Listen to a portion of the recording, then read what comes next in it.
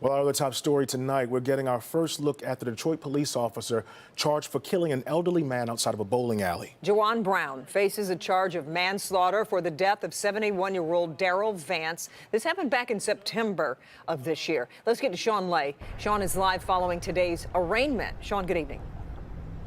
Kimberly, Devon, here's what the deal is, and this is one of those cases we've heard about kind of in the past. A person throws a punch. The person receiving that punch is hits the ground, and then later passes away. That's what happened here, prosecutors say, and this time involving a Detroit police officer.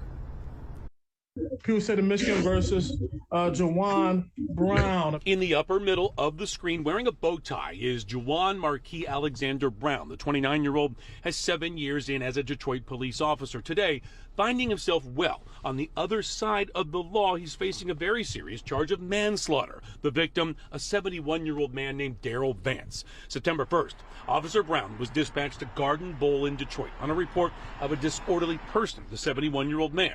Prosecutors say not only did the officer and Vance get into a confrontation, but prosecutors say Officer Brown was the aggressor, punching Vance in the face, sending him to the ground where he hit his head.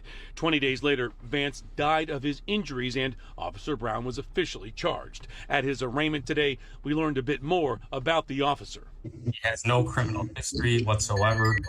He has been employed as a Detroit police officer for approximately the past 7 years. Detroit Police Chief James White fired Brown, the chief talking about the tragic situation today. We're going to support the officers that do this great work and are committed to our community. And if there's anyone who falls below that, I'm going to hold them accountable. Back here live, Brown's attorney indicated that the court has a 7-year-old at home and said that he needed a personal bond. A $100,000 personal bond was given. In the meantime, Kimberly, Brown is appealing his release from the police department. We're live tonight. Sean Lay, local. Okay, Sean, thank you.